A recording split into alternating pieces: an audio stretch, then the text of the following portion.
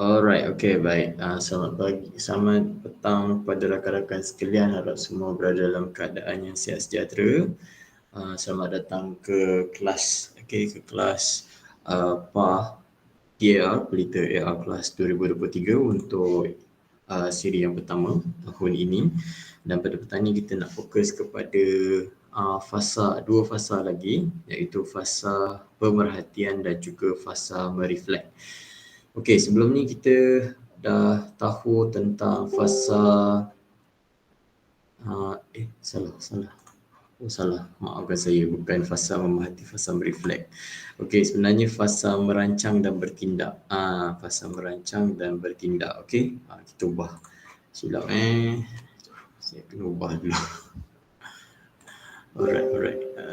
Fasa pemerhatian dan mereflect ni kita dah buat minggu lepas. Minggu lepas kita dah buat. So pada minggu ni kita nak teruskan kepada fasa bertindak. Okey, merancang dan bertindak. Fasa merancang dan bertindak ni dah mula kepada fasa yang tengah-tengah. Okey, di mana kita dah mula ke arah untuk memulakan kajian. Selepas kita buat review tentang apa yang kita lakukan and then kita review tentang masalah, now kita nak fokus kepada how kita nak bertindak pula. Tapi sebelum kita bertindak, kita kena ada perancangan yang terperinci. Okey, perancangan lah, perinci or not tu itu depend. Okey, yang penting kita kena ada perancangan and then barulah kita bertindak. Same goes macam kita buat sesi PDPC. We have a lesson plan and then we carry out with the action in our class. Okay, so jadinya benda yang sama dalam kajian tindakan. Kadang-kadang sebab tu bila kita maklumkan kajian tindakan ni sebenarnya kita dah praktis dah, cuma yalah kadang-kadang kita rasa macam berat sebab tak ada panduan. Mungkin salah satu lain kita tak ada guidance. So jadinya dengan inisiatif ini diharap dapat membantu rakan-rakan untuk melaksanakan kajian tindakan di sekolah masing-masing dengan lancar. Okey, baik je. Untuk hari ni kita nak tengok pada fasa merancang dan fasa bertindak. Okey, apa yang kita akan lihat dulu? Kita akan lihat kepada fasa merancang. Baik, fasa merancang. Baik, first thing first, mesti kita kena tetapkan objektif kajian. Everything yang kita buat, kita mesti ada matlamat lah. Apa yang kita nak buat. So macam hari ni, kita ada matlamat kita, apa kita nak accomplish. So same goes dengan kajian kita. Baik, untuk kajian kita menentukan objektif kajian. Ini kita dah maklum tadi, perkara yang dah dicapai dan ia perlulah berdasarkan kepada masalah yang kita kaji. Kalau kita buat kajian kita, masalah yang kita fokuskan sebelum ni adalah masalah literasi. So kita nak kena buat objektif tu based pada masalahnya lah. Janganlah tiba-tiba cerita pasal STEM dan jangan pula tiba-tiba cerita pasal benda yang lain. Okay, jadinya dari situ objektif dah tak sedari dengan masalah. Ya. So jadinya bila buat objektif, kita kena tahu ada dua objektif, objektif umum dan juga objektif khusus. Baik, objektif umum ni berdasarkan kepada fokus kajian ketika fasa mereflect dan juga cadangan intervensi. Okey, maksudnya kat sini masalah umum, objektif umum ni kita nak overcome masalah asas kita, masalah akal kita. Okey, contoh murid tak dapat membaca, so kita nak selesaikan masalah tu dulu. Okey, masalah yang itu dahulu. Seterusnya, barulah dia follow up dengan objektif khusus. Objektif khusus ni lebih kepada masalah-masalah susulan yang berlaku. Okey, masalah susulan yang berlaku jika murid tu tidak menguasai kemahiran tersebut. Contohnya dia tak pandai membaca. So apa yang jadi bila mereka ni tak pandai baca? Of course lah, bila tak dapat membaca, dia pun tak faham. Okey, tak faham. Okey, lagi demotivation. Okey, kita tengok dari segi behavior. Mungkin dia suka kacau-kacau kawan-kawan dia. Okey, jadinya kat situ, itulah dia perkara-perkara ataupun masalah susulan yang berlaku bila dia tak menguasai kemahiran asas. Dia tak menguasai kemahiran asas. Okay. So jadinya kat sini perkara yang memberi perubahan kepada tingkah laku, motivasi belajar, sikap, kemahiran dan lain-lain. Okay, bergantung pada rakan-rakan semua dalam bilik darjah tu. Kalau dia tak menguasai sesuatu tu selain daripada masalah asas tu, ada tak masalah-masalah ayat lain yang berlaku. Okay. Baik. Jadinya bila buat objektif ni, tujuan dia untuk apa? Untuk melihat perubahan kepada guru dan murid. Objektif tersebut mestilah boleh diukur menggunakan formula SMART. Okay, formula SMART. Sebenarnya saya tak suka nak tekankan tentang formula SMART sebab nanti kita sendiri yang akan berserabut. Sorry to say bukannya yang ini saya hanya mentionkan dalam buku ini, tetapi kalau orang tanya dengan saya objektif tu macam mana? Okey, yang penting cikgu tahu, cikgu menggunakan perkataan yang sesuai untuk pengukuran. Contohnya melihat mengenal pasti pencapaian ke, meningkatkan, meningkatkan pencapaian murid ke, meningkatkan kemahiran ke. Meningkatkan tu kita dah dapat lihat itu adalah perkataan yang membolehkan kita mengukur. Jadinya kita kena tahu apakah perkataan-perkataan pengukuran yang boleh digunakan dalam menentukan objektif kajian kita. Tapi yang biasa kita akan menggunakan meningkatkan kemahiran, meningkatkan pencapaian, melihat perubahan, jadinya di situ mengenal pasti. Jadinya di situ adalah contoh-contoh perkataan yang biasa digunakan oleh para researchers untuk para pengkaji dalam kajian mereka. Baik, dan cikgu kita buat kajian tindakan fokus dalam belajar kita. Jangan terlalu ambitious sampai kita nak buat intervention kita tu kepada satu sekolah, kepada daerah-daerah lain. Lihat dulu, kita buat dulu untuk kajian kita dulu. Baik, kita lihat dahulu macam mana kita nak buat objektif umum. Baik, kalau kita lihat di sini untuk objektif umum, setelah buat bacaan semua, kita dapat lihat ada similarity antara satu sama lain, di mana kalau objektif umum ni dia punya formula dia untuk apa, untuk siapa, guna apa. Guna apa ni intervention lah, untuk siapa ni murid kita. Lepas tu apa tujuan kita ni berdasarkan kepada masalah kajian kita. Contoh, meningkatkan kemahiran membaca, itu adalah apa?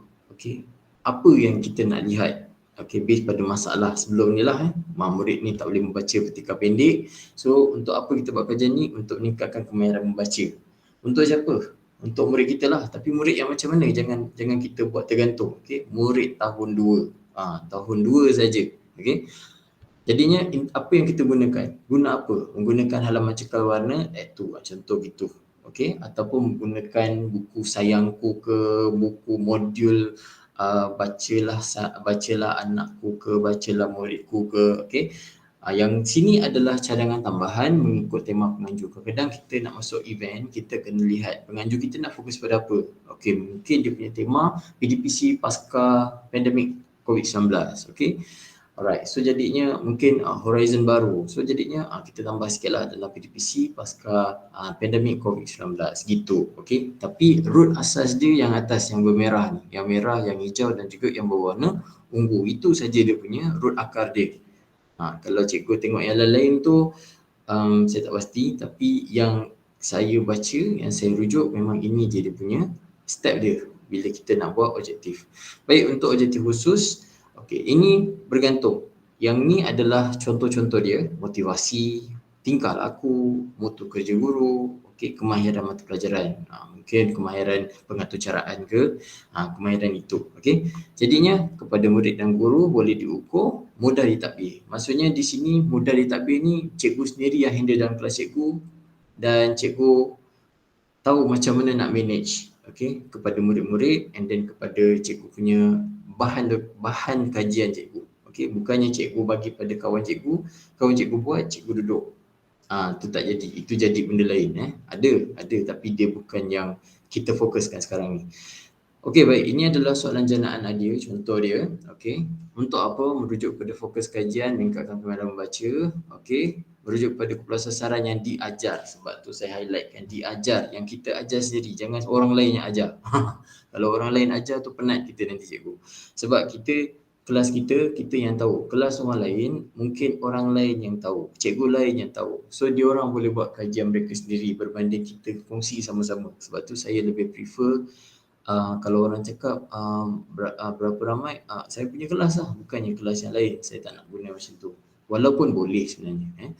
Baik, mengguna apa? Merujuk pada intervensi yang kita gunakan. Gunakan buku bacaan interaktif cekal warna itu. Contoh gitu. Ini adalah produk saya. Tapi belum keluar lagi, insyaAllah. Baik, penentuan objektif khusus, contoh saya nak fokuskan kepada motivasi belajar sebab dia tak boleh membaca, so dia demotivate. Demotivate macam mana? Dia ni malu, dia ni tak yakin, bila nak cakap tu dia senyap. So di situ kita dapat lihat dia ni, murid kita ni ada masalah dari segi motivasi. So kita dah terus tahu apa yang kita nak buat, meningkatkan motivasi belajar murid selepas menggunakan buku bacaan interaktif cuka warna. Macam tu. Okey. Banyak lagi tetapi bergantung kepada cikgu sendiri, berdasarkan pada cikgu. Baik, itu adalah fasa merancang yang pertama iaitu objektif kajian. So now kita nak pergi kepada kumpulan sasaran. Kumpulan sasaran ni anak murid kita. Baik, dalam beberapa hari lepas saya dapat mesej dari kawan tanya, Cikgu Sabit, berapa minimum untuk buat kajian tindakan? Okey, baik. Kalau orang tanya saya akan jawab kalau boleh biar seminimum yang boleh. Yang seminimum yang boleh untuk cikgu dapatkan kumpulan sasaran cikgu. Paling tidak mesti ada seorang. Kalau tak ada, tak jadi kajian cikgu. Kalau tak ada, maksudnya kat sini, buat apa cikgu nak buat kajian? Sebab masalah tu tak dah diatasi. Cikgu dah overcome that problem. Dia nak ada kajian ni bila cikgu dah tak boleh nak selesaikan masalah tu. Okey, dan kena bertindak cepat. Kalau cikgu dah ajar, tiba-tiba dia dah menguasai, murid semua dah kuasai, jangan fokus yang tu. Maksudnya cikgu ajar macam biasa yang cikgu punya. Okey, yang cikgu buat tu, amalan yang cikgu buat tu, itu cikgu laksanakan, tu dah jadi amalan baik. Alamak, jauh. Okey, terlepas.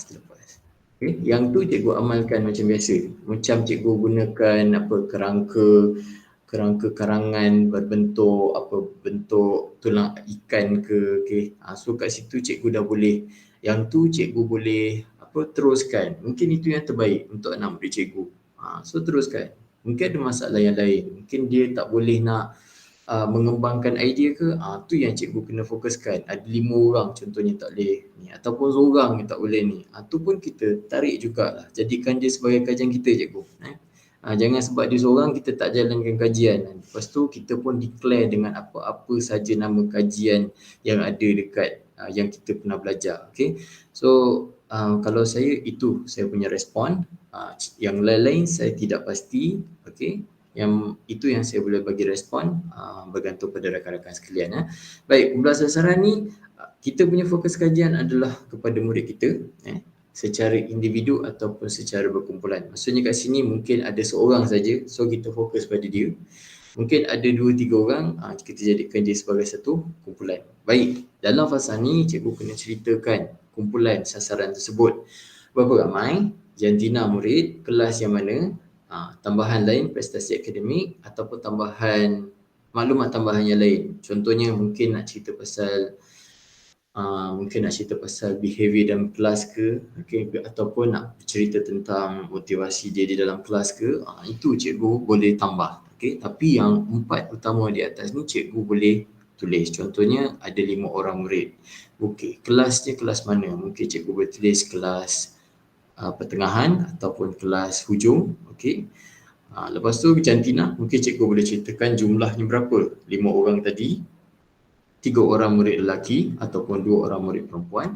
Lepas tu prestasi akademik, mungkin cikgu boleh rujuk kepada dokumen BBD. Okay, murid ni masih berada di TP1 ke, cikgu boleh tulis. Okay. Baik, satu etik yang kita kena pegang sebagai seorang pengkaji, pelaporan maklumat seperti nama murid, kad pengenalan, even nama sekolah pun cikgu minta mohon jangan didedahkan sebab cikgu buat kajian tindakan. Kalau amalan terbaik pada mata saya, bolehlah sebab itu yang kita buat, nak menunjukkan sekolah kita. Tapi bila base pada kajian, kita still stick pada etik mengkaji. Okey cikgu, etik mengkaji. Maksudnya kita tak boleh sewenang-wenangnya nak keluarkan maklumat yang rahsia kerahsiaan semua tu dekat dalam paper kita. Itu orang cakap kalau dekat luar negara sekalipun, kita dah berbincang dengan rakan-rakan, okay, memang perkara tu sangat dititik beratkan. Even kalau kita nak buat kajian sekalipun, kita kena ada surat kebenaran ibu bapa rakan-rakan. Tapi itu di situasi luar negara lah. Tapi dalam kita sebenarnya sewajarnya lah, seharusnya boleh dibuat, okay, untuk rekod persendirian. Tetapi Kalau kita run saja. So jadinya itu perkara-perkara yang orang ambil enteng, small matter, small matter, tapi it have a lot big impact kalau kita kita take for granted benda tu. So kita lihat kepada soalan janaan idea. Okey, kita lihat kat sini. Untuk soalan umum.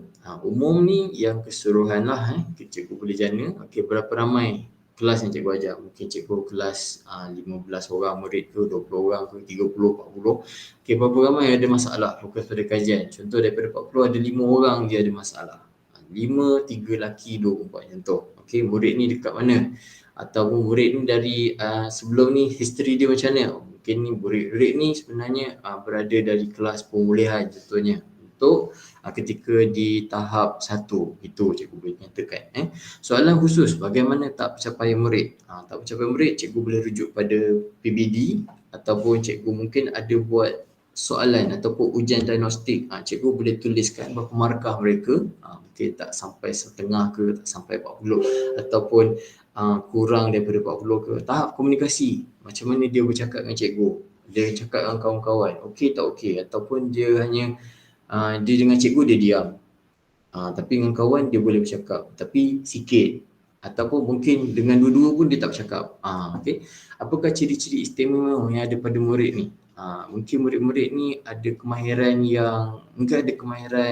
seni ke, okey, sebab ada je murid-murid yang suka melukis tapi dia tak suka nak bercakap. Okey, ada Bagaimana tingkah laku di dalam bilik darjah? And then macam mana tahap penggunaan literasi ICT? Yang ini adalah soalan-soalan khusus yang sebenarnya bergantung pada rakan-rakan semua nak isi atau tidak.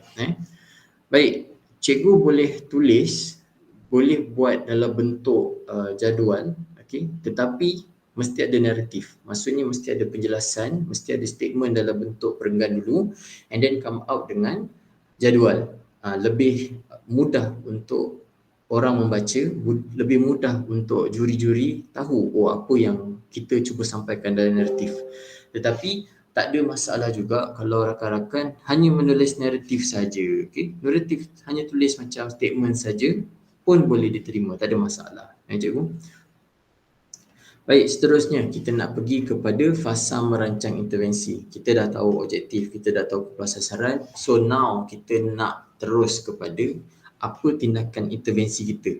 Apa yang kita nak buat dalam kajian kita. Baik, tindakan intervensi ni apa yang kita kena buat? Fasa ni kita kena menceritakan tentang intervensi yang kita nak gunakan. Contoh dia, kerangka yang digunakan untuk menyokong intervensi. Contoh kat sini ada produk sedia baru. Yang ni adalah intervensi cikgu. Cikgu boleh pilih mana-mana yang cikgu nak. Okey, produk sedia ada ataupun cikgu build out produk baru ataupun idea, perintegrasian idea atau pendekatan. Okey, mungkin blended learning plus dengan teachers student based learning, SBE, SBL, ataupun mungkin ada menggunakan task based learning. Lepas tu integrate dengan blended learning ataupun computer aided learning plus dengan project based learning. Itu perintegrasian idea. Kita open terus. Contoh kalau produk sedia baru ni macam modul-modul yang ada di pasaran, contohnya modul-modul cikgu boleh ataupun cikgu menggunakan modul yang provide dan disediakan. Lepas tu cikgu cuba uji menggunakan buat kajian tindakan menggunakan modul yang sedia ada tu. Modul yang dibeli kononnya kan. Cikgu gunakan. Buat kajian tindakan. Efektif ke tak efektif guna produk ni? Ataupun cikgu memang suka. Cikgu memang suka untuk menggunakan modul sendiri. Kalau saya suka buat benda yang baru. Contoh saya buat hari tu baru buat modul untuk pembinaan permainan menggunakan aplikasi pengatur caraan, guna Scratch ke, Mblock ke, menggunakan Pictoblock ke. Budak-budak boleh buat permainan yang ringkas, contoh buat Flappy Birds. Tapi kita punya lebih kepada cash, drop and cash. Maksudnya jatuh tangkap, itu saja. Nampak simple tapi nak build up bukan senang cikgu-cikgu semua. Kalau cikgu rasa macam senang je. Tak, sebenarnya bukan senang. Okey. Tapi bila kita memikirkan tak ada yang boleh yang menghasilkan modul begitu, so saya ambil inisiatif buatkan dia jadi satu intervention lah, jadikan dia satu innovation. Okay, innovation yang kita gunakan sebagai intervention kepada masalah yang dihadapi. Lepas tu pula saya bukan setakat buat modul tu saja, tapi saya integratekan dengan blended learning elements dengan project based learning. So jadinya itu dah jadi bahagian ini pula. So ada dua. Jadinya saya nak fokus yang mana satu. Itu bergantung pada researcher. Maksudnya bergantung pada cikgu. Cikgu rasa nak fokus yang bawah, buat yang bawah. Jangan buat dua-dua cikgu. Kajian tindakan janganlah buat intervensi sampai dua. Rugi. Buat satu je. Okay, macam saya fokus pada ni, integrasi, idea atau pendekatan. Saya menggunakan blended learning elements. Lepas tu kita pakai project base. Lepas tu kita menggabungkan juga dengan elemen student based learning. Ada 3 elemen tu. So jadinya macam mana kita nak gunakan, macam mana kita nak run sesi PDPC kita gunakan blended learning station rotation. Maksudnya kita ada pergerakan lah dari satu ke satu. Itu. Okay. Itu yang sebenarnya kalau kita menggunakan tools ataupun aplikasi, bukannya kita build up aplikasi tersebut. Agak penat nanti. Okey, baik. Seterusnya, apa yang kita kena buat bila dalam fasa bertindak ni? Yang pertama, menceritakan tentang intervention yang kita laksanakan, ceritakan tentang cara guna. Okey. Lepas tu untuk jadikan dia lebih kukuh, sertakan dengan sokongan rajah ataupun carta ahli penggunaan ataupun ada framework. Lepas tu seeloknya ada gambar sikit. Gambar 1-2 cukup, sebab lebih-lebih letak dekat lampiran. Jangan letak kat report, rugi. Okey, baik. Ini adalah soalan janaan idea secara umum. Lepas tu perihal intervensi. Lepas tu soalan langkah-langkah penggunaan intervensi. Okey, yang pertama secara umum. Ini dalam perenggan yang pertama, cikgu. Apakah nama intervensi, cikgu? Adakah nama intervensi ini mempunyai maksud atau klise? Contohnya macam saya buat cekal. Cekal bermaksud celik akal. Okay, OMBX maksudnya all my blocks. Itu innovation yang baru saya lah. Yang tadi tu modul pengaturcaraan tu on box. Okay, maksudnya all my blocks.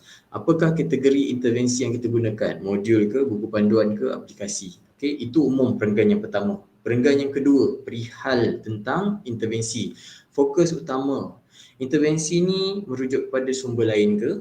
Ataupun bagaimana intervensi ini kita bangunkan. Okay. Adakah intervensi ini melalui proses modifikasi? Okay. Apakah konsep pembelajaran yang digunakan? Adakah intervensi ini mempunyai kerangka? Kalau ada, cikgu kena showkan kerangka konsep tersebut. Itu yang perenggan yang kedua. Perenggan yang terakhir adalah langkah-langkah untuk kita gunakan intervensi. Macam mana kita gunakan secara umum? Adakah intervensi ini gunakan peranti atau tidak? Bagaimanakah murid hendak menggunakan intervensi? Adakah langkah-langkah ini disertakan dengan carta alih? Maksudnya ada tak cikgu buat carta alih untuk cikgu masukkan dalam report? Itu berada di perenggan yang terakhir untuk langkah-langkah. Alright cikgu, itu yang ketiga. Okey, merancang intervensi. Baik, contoh ini soalan umum halaman cekal BM, cekal BM at 6. Beritahu adalah halaman pembelajaran interaktif berasaskan pembelajaran ta'adud. Okey, itu perenggan yang pertama. Okey, perenggan yang kedua, apakah perihal intervensi? Okey, ada 3 saya beritahu lah. Yang pertama adalah sesi soal jawab berasaskan video pembelajaran. Okey, lepas tu kita buat juga aktiviti mengeksplorasi maklumat dan membentangkan hasil pembincangan. Yang ketiga adalah aktiviti forum berdasarkan tajuk yang diberi. Baik, so lepas tu masuk perenggan 3, cikgu terangkanlah satu-satu. Untuk sesi soal jawab, okey, saya menggunakan video pembelajaran Danet. Okey, untuk aktiviti part ni saya menyediakan, dan aktiviti forum saya melaksanakan apa dia. Okay. Boleh nak gabung tapi supaya dia tak nampak macam terlalu cacar merba, okey. Dan kita punya konsep juga lebih kepada dari white to focus. Okay, so ini yang saya lihat lebih sesuai lah kita terangkan secara umum, and then baru kita fokuskan, baru nampak dia lebih tersusun ya cikgu. Alright, seterusnya dalam fasa merancang ada kaedah pengumpulan data. Okay, cikgu. Ini agak berat sikit, tetapi cikgu jangan risau. Kita dah ringkaskan juga. Okay. Contohnya kat sini, kita lihat dulu, kita kenal dulu apa itu pengumpulan data. Baik, pengumpulan data ada dua jenis data. Yang pertama adalah kuantitatif, data numerical yang mesti ada nombor. Data kualitatif adalah deskriptif, bercerita. Okey, penceritaan tentang tingkah laku yang diamati. Itu Taylor about dan 1987, 84. Tetapi sebenarnya kualitatif lebih kepada pemerhatian, kita bercerita tentang apa yang kita lihat ataupun yang kita dengar. Okey, baik. Apa kaedah pengumpulan data? 5 saya bagi saja yang paling basic.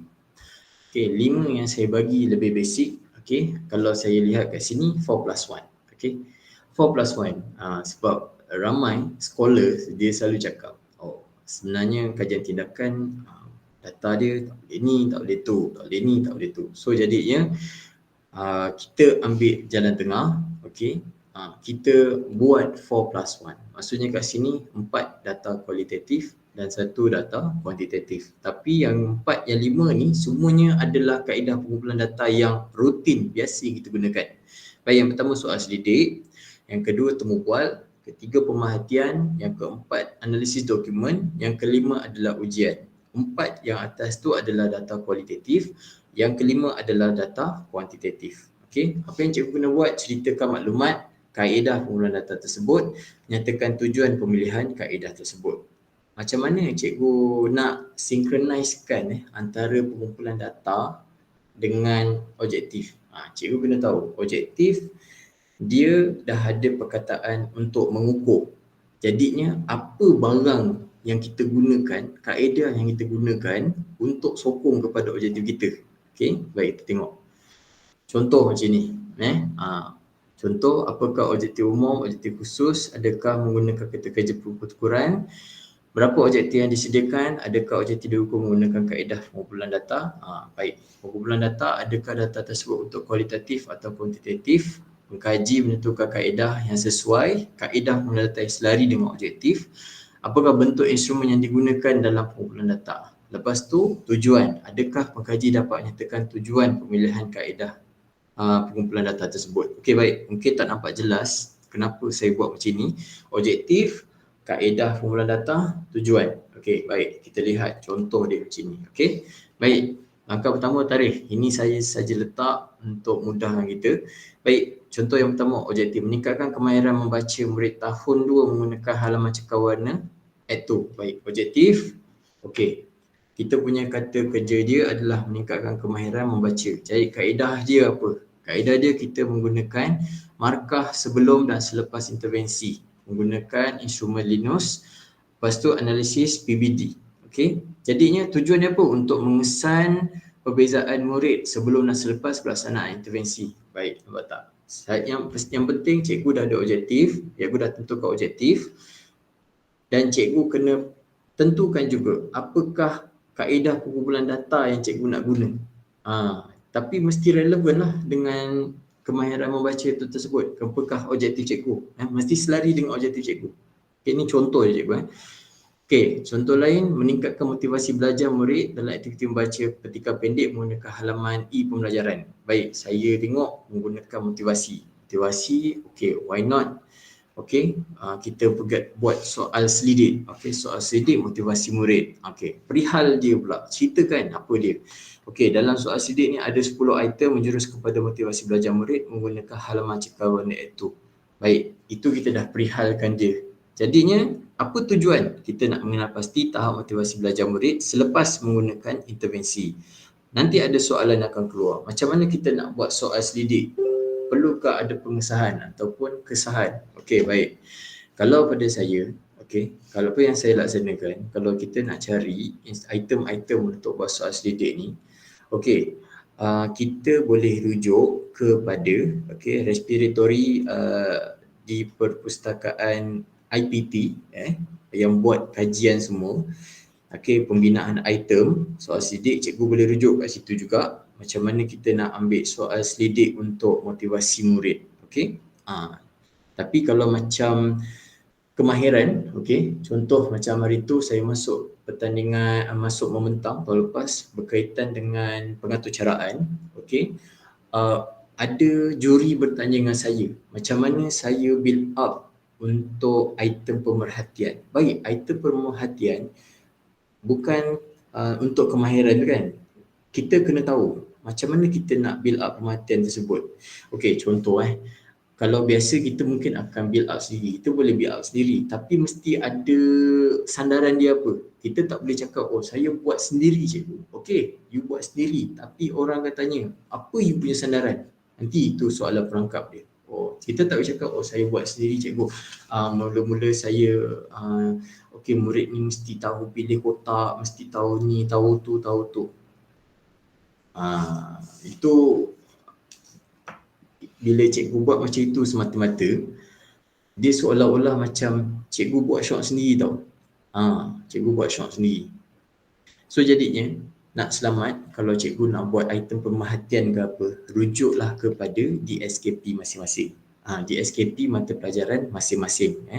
Sebab DSKP tu sendiri pun dia dah ada kan, apakah kemahiran-kemahiran yang murid-murid kita kena kuasai. So saya yang tu saya cakap saya merujuk kepada DSKP tahun 4 mata pelajaran RBT, beritahu 6.12.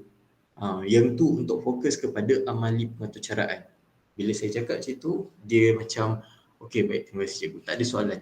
Sebab kalau kita buat sesuatu sendiri tapi tak ada sandaran, itu yang akan memerangkap kita. Okay. Alright. Kita pergi kepada fasa bertindak. Okey, itu fasa merancang. Okey, kita dah sampai ke fasa yang terakhir, iaitu kaedah pengumpulan data. Bukan fasa terakhir, maksudnya fasa merancang ni berakhir dengan kaedah pengumpulan data. Kita dah dapat. Okey. So, kita nak lihat kepada fasa bertindak. Fasa bertindak dia tak lama. Dia sekejap je. Sebab kenapa? Sini saya ceritakan. Okey. Baik, untuk fasa bertindak, okey, kalau kita lihat di sini, fasa bertindak ni untuk apa? Untuk naratif tentang perjalanan intervensi yang kita laksanakan. Perjalanan intervensi kita. Okey. Jadinya dia ada dua proses. Yang pertama adalah perancangan pelaksanaan kajian. Yang ini adalah kenyataan sesi intervensi untuk kumpulan sasaran. Ini nak beritahu je berapa kali sesi yang kita buat, and then apa dia punya content bagi setiap sesi tersebut. Itu saja cikgu. Jangan cerita lebih-lebih. Itu saja dulu. Lepas tu dia akan follow up dengan penulisan anekdot. Okay. Sebab tu kita tulis kat sini dua proses, dan kita kalau cikgu tengok kat sini pecah dua kan, pecah dua, tapi dia sebenarnya aturan dia berturut. Kita pergi yang nombor satu ni, yang A, merancang pelaksanaan kajian, and then bila dah ada, kita akan follow up kepada penulisan anekdot. Penulisan anekdot ni apa pula? Kenyataan aktiviti dan refleksi bagi setiap sesi intervensi yang kita laksanakan. Maksudnya lepas cikgu dah buat aktiviti, cikgu dah beritahu apa yang cikgu buat aktiviti kita, and then come out dengan refleksi apa yang berlaku pada hari tu, apa perasaan cikgu, macam mana murid-murid kita untuk sesi tersebut, untuk sesi tersebut. Tujuan dia apa? Untuk menilai perubahan yang berlaku kepada murid. Okey, di situ juga pembaca dapat mendalami situasi yang berlaku ketika sesi intervensi. Itu kita kena pegang. Kita nak menilai perubahan. Contohnya, sesi yang pertama, cikgu perkenalkan penggunaan computer base ataupun menggunakan modul interaktif. Of course, kali pertama mungkin dia akan rasa macam benda baru. Dia seronok dapat benda baru, tapi dia tak dapat nak buat sebab dia belum faham ataupun baru kali pertama kan. Sama macam kita minggu lepas baru masuk kali pertama mengajar kan. Kalau cikgu mengajar dah minggu kedua tu, cikgu rasa macam minggu lepas tu cikgu cakap, oh saya dah tajuk 2 cikgu Sabit. Itu problem. Okey cikgu, itu problem. So cikgu kena berjaga-jaga di situ sebab minggu pertama kita hanya fokus kepada aktiviti yang menyeronokkan. Minggu kedua, minggu lepas ni lah yang baru kita fokus belajar betul-betul. Okey. So jadinya kat situ hari yang pertama mungkin dia agak bingung sikit apa benda yang kita buat. Okey, sesi yang kedua kita tengok macam mana. Dia dah mula. Kalau macam saya ajar pengaturcaraan, minggu pertama tu dia, hari pertama tu dia macam bingung sikit, tengok apa, tak faham sangat apa yang kita ajar sebab kita menggunakan komputer. And then hari yang kedua tu dia dah tahu dah. Okey cikgu, ni warna biru, okey ni, warna kuning, warna hijau. Okey, bentuk diamond cikgu. Okey, masuk. Okey, hari yang minggu sesi yang ketiga macam mana pula? Kali ni cikgu just jadi pemudah cara pula. Jalan je. Buka terus cikgu. Kami kadang-kadang cikgu, memang cikgu saya nak buka komputer untuk cikgu. Dia pula yang sibuk nak buka komputer. Okey. Okey. Dia pula yang sibuk nak tunjukkan okey tajuk ni. Okey. Lepas tu kita jadi pemudah cara. Okey, sesi yang keempat kita tengok budak ni mungkin dah selesai dia punya projek dia, and then kita menilai pula projek dia. Okey, itu dia cikgu. Okey. Baik. Jadinya apa yang kita kena ada dalam fasa bertindak ni? Baik, ini adalah yang saya nyatakan tadi. Yang pertama, yang A tadi, perancangan pelaksanaan kajian. Okey, contoh di sini ada 6 sesi. Okey, 6 sesi. Aktiviti pertama, PDPC halaman cekawarna, kutipan data, pemerhatian. Okey. Kedua pun sama. Ketiga, soal selidik. Yang keempat, pemerhatian, 5 perhatian. Yang keenam, penilaian kemahiran 2M. Okey, pemerhatian ujian selepas intervensi. So jadi kat situ cikgu dapat lihat kita bagi peluang kat dia guna 5 sesi, and then yang keenam baru kita tengok okey tak efektif. Efektif or not efektif bila kita gunakan kita punya intervention kita. Okey. Kat sini cikgu boleh nyatakan berapa bilangan intervensi yang cikgu laksanakan, sesi intervensi. Nyatakan aktiviti yang dilaksanakan secara umum saja cikgu. Jangan cerita dulu. Kalau cikgu cerita tu dah masuk anekdot. Nyatakan kaedah kutipan data yang dibuat sekiranya ada. Okey, baik. Saya hanya tulis sekiranya ada. Tapi kalau nak jadikan keseluruhan, cikgu hanya tulis pemerhatian je. Sebab kita memang mengajar. Kita akan perhatikan murid. Cikgu. Secara tak langsung kita melihat anak murid kita tu buat apa. Okey. Kalau cikgu tak buat pemerhatian, silap cikgu. Rugi. Bukan silap, rugi. Sebab kita boleh dapat data direct apa yang berlaku setiap sesi tersebut. Tuliskan dalam bentuk naratif. Okey, baik. Soalan janaan idea, berapa kali sesi, melibatkan banyak kali sesi tak?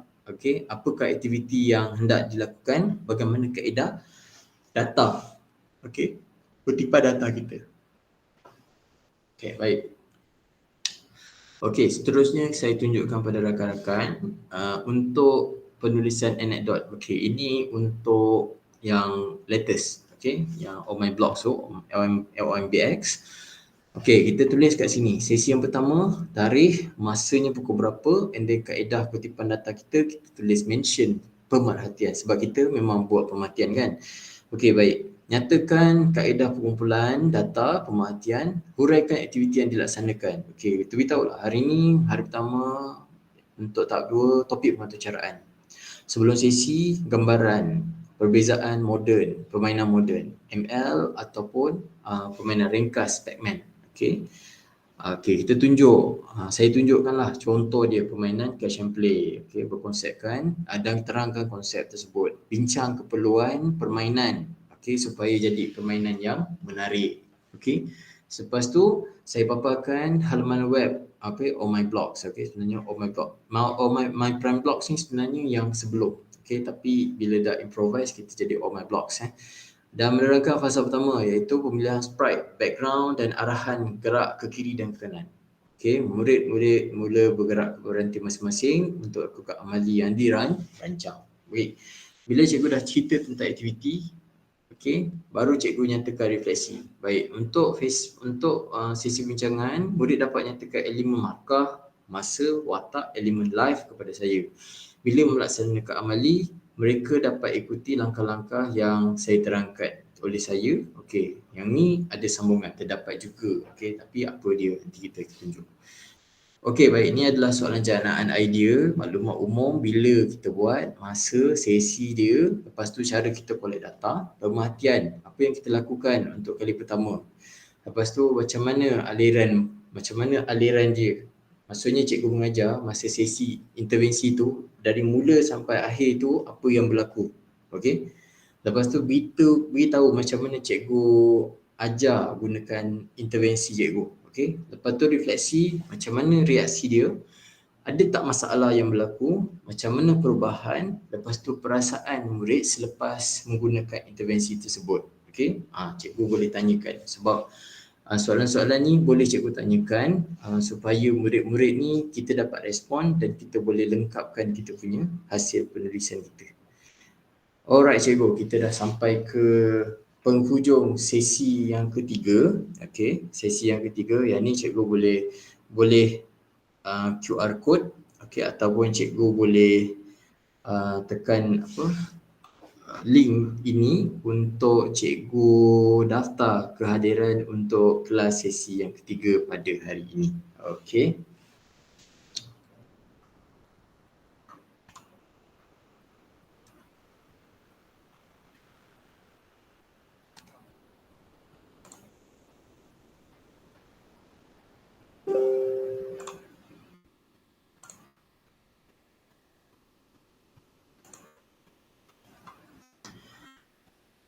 Baik, pada rakan-rakan guru yang akan menonton live YouTube nanti, okey, cikgu boleh juga scan, boleh juga daftar pada link tersebut. Nanti saya akan letak pada bahagian description dalam YouTube.